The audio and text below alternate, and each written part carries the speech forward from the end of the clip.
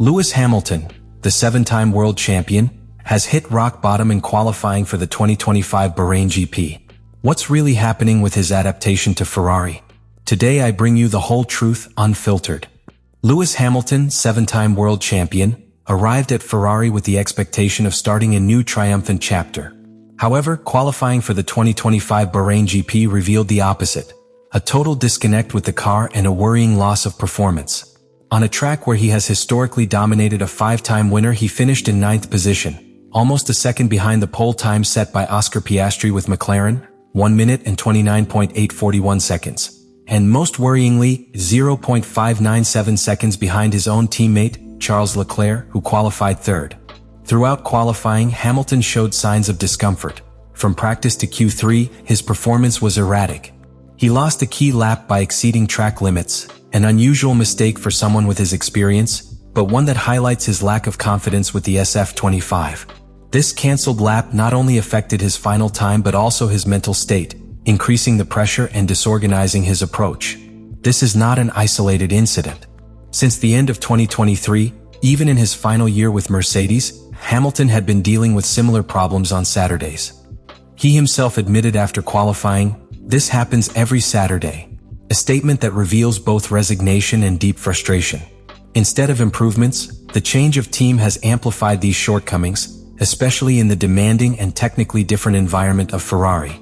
While Leclerc seems to have understood how to extract the maximum from the SF-25's aerodynamic package, Hamilton seems to be fighting not only against the clock, but against the car and possibly against himself. After the session, he was categorical: "It's my fault. I'm not doing my job properly."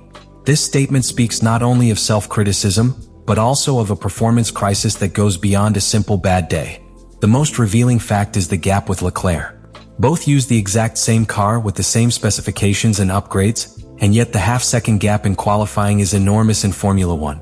This suggests that the problem lies not with the car, but with the way Hamilton interprets and drives it. The question many are now asking is, are we witnessing the beginning of a champion's decline or simply the nadir before a great comeback? Ferrari arrived at the Bahrain Grand Prix expecting to make a statement in terms of performance. The Italian team introduced a package of key updates to its SF-25, designed not only to close the gap with McLaren, which has dominated the opening rounds of the season, but also to resolve a number of technical issues that had been hampering the car's performance. The most significant update focused on the car's floor. Ferrari redesigned this critical component to improve ground effect, the basis of downforce in the current era of Formula One.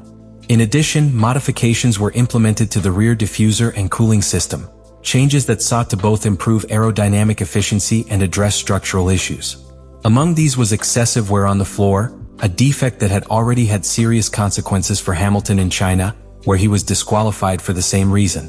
On paper, these updates were promising. According to simulations and wind tunnel results, the new package offered performance gains that should translate into improved qualifying and race pace. Hamilton was even optimistic after the free practice sessions, thanking the team for their efforts. "The improvement is working." His remarks were interpreted as a positive sign, indicating that he was finally starting to find a feeling with the car. But when the moment of truth arrived, qualifying, the reality was different. While Charles Leclerc placed his SF-25 in 3rd place, making the most of every aspect of the technical evolution, Hamilton remained stuck at the bottom of the top 10. In the second free practice session, signs of things to come were already beginning to appear. Leclerc finished 4th, Hamilton barely 8th. The difference between the two drivers using the same car raises an important question. If the car has improved and the data suggests it has, then the real problem isn't a lack of technical development, but Hamilton's inability to adapt to those improvements. This could be related to several factors: car setup, driving style, or even the way he interprets data and communicates with his engineers. Leclerc, now in his 3rd year with this generation of ground effect cars, seems to have found the right tune. Hamilton, on the other hand, is still searching for a solid foundation. There's another important angle. The updates were not only designed to gain tenths of a second on the fastest lap, but also to allow the car to run lower, a crucial factor in optimizing ground effect. This adjustment radically changes the car's behavior, making it more reactive, but also more unstable if the right balance isn't found. Hamilton may not yet be comfortable with the SF-25's new character, something that requires fine-tuning that, so far, he hasn't been able to find. So the updates have worked. Ferrari has done its part. But Hamilton, so far, hasn't been able to translate that potential into real performance. The car's evolution isn't an instant miracle. It requires adaptation, confidence, and track time. The contrast with Leclerc makes this clear. The car has improved, but not equally for everyone. The problem, at least in Bahrain, isn't with the Ferrari. It's in the connection between driver and machine. And that connection hasn't clicked yet. The most complex part of Lewis Hamilton's poor performance at Ferrari this season doesn't seem to lie in the data or the car's setup. It's in his head. The mental aspect is playing a key role in this difficult transition, and his statements after qualifying in Bahrain make this clear. At the end of the session, Hamilton was direct and blunt. "There's no reason, but I didn't do my job." And that happens every Saturday. He didn't blame the car or his team. He pointed the finger at himself. This constant self-criticism, on the one hand, demonstrates maturity and responsibility. But on the other, it also reveals an enormous emotional burden, which could be affecting his ability to perform under pressure. The repetition of this pattern, poor qualifying, which he himself admits is his fault, creates a mental cycle that's difficult to break. The more he tries, the worse he seems to get. And this is especially serious in a structure like Ferrari, where media pressure, both internal and external, is immense. Unlike Mercedes, where Hamilton had a completely familiar environment, at Ferrari he's still adapting to a new team culture, new engineers, a new working style, and, of course, a ferocious Italian press that's quick to generate negative headlines. What's most striking is the contrast between his current state and that he displayed at the start of the season. In pre-season, Hamilton stated that he felt more motivated than ever, that he had the most positive feelings in a long time. He spoke of a new beginning, a kind of personal renewal. But that enthusiasm has quickly turned to frustration.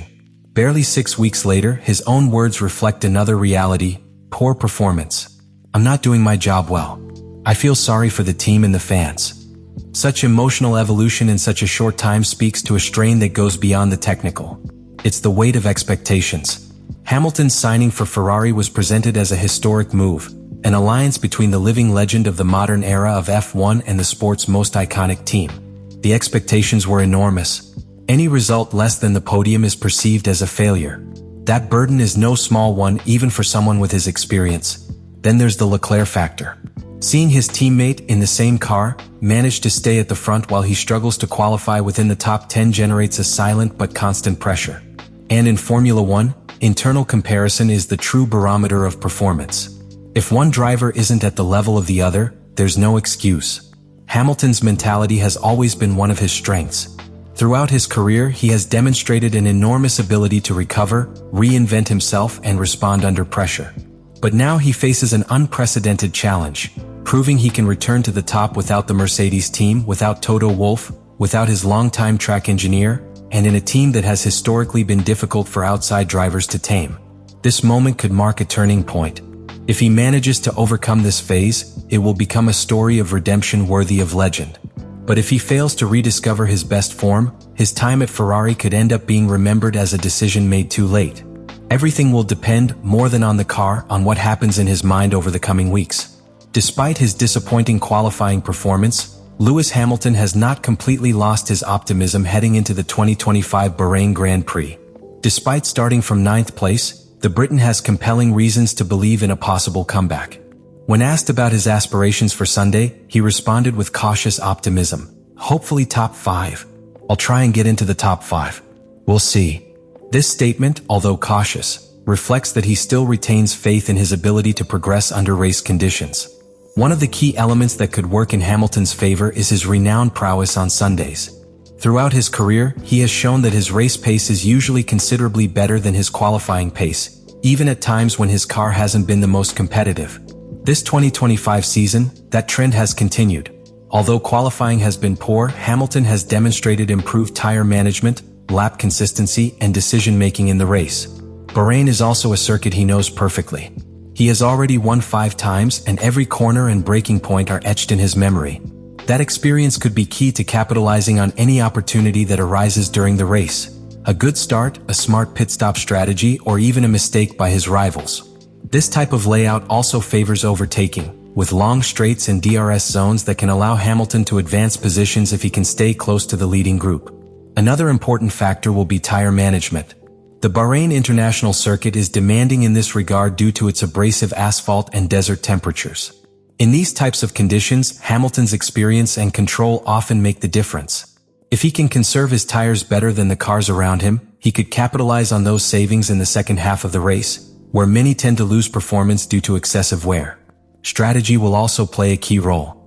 Ferrari has proven to have inconsistent strategic execution in previous years, but if the team gets the pit entry times right and reads the track's evolution well, it can give Hamilton the tools to advance. The key will be to avoid getting caught in traffic during the early laps and to take advantage of any opportunities arising from a safety car or changing conditions. On the other hand, the race is also a test to gauge how Hamilton's adaptation to the SF-25 is evolving in real-world race conditions. While qualifying remains his weak point, the race represents the most favorable setting for accumulating mileage and continuing to fine-tune his driving style. Each stint will be an opportunity to work on communication with his track engineer, test differential settings, and better understand how the car responds under fuel loads or low wear. Although a podium finish seems a distant goal from 9th place, it can't be completely ruled out if the race pace is competitive and circumstances favor it. The top 5 is a reasonable goal, and any result that allows him to make up positions would send a clear message that he remains a driver capable of making a difference on Sundays. The race will therefore be much more than a fight for points. It will be an opportunity for Hamilton to begin to regain confidence, validate his work within the team, and demonstrate that his talent remains intact, even amidst a storm of doubt. What is happening with Lewis Hamilton at Ferrari goes beyond a simple bad run. This isn't just an ordinary driver struggling to adapt.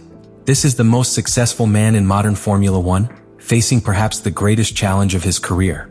And it's not just technical, it's emotional, psychological, and symbolic. His arrival at Ferrari was seen as the culmination of an epic story, the Mercedes legend moving to the most iconic team in the history of motorsport.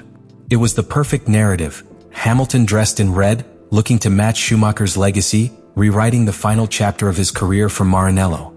But what promised to be a story of redemption and glory is, for now, turning into a tale of frustration, pressure, and results that never come.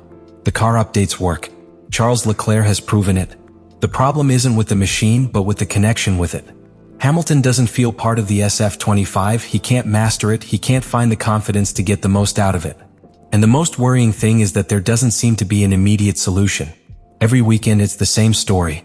Good feelings on Friday, frustration on Saturday, moderate hope on Sunday. An emotional roller coaster that's starting to wear you down. And meanwhile the world watches. The press questions him. Fans are divided. Some are urging patience, others are talking about decline. At Ferrari the alarm bells aren't ringing loudly yet, but time is ticking. Because Formula One doesn't wait. Rivals aren't stopping. And McLaren, Red Bull, and even Mercedes are already scoring decisive points. The big question is, can Lewis Hamilton reverse this situation? Can he rebuild himself within Ferrari and become the leader the Scuderia needs? Or are we witnessing the beginning of the twilight of a legend who decided to risk it all in the final stages of his career? This Bahrain Grand Prix could be just another race, or it could be the turning point that marks the definitive course of this new era for Hamilton. From here, every decision, every lap, every adjustment can tip the balance. And in a sport where thousands of a second separate glory from oblivion, there is no room for further failure. History is yet to be written. But one thing is certain. What happens in the coming weeks will determine whether this time at Ferrari will be an unforgettable epic or the bitterest chapter in the career of the man who redefined modern Formula One.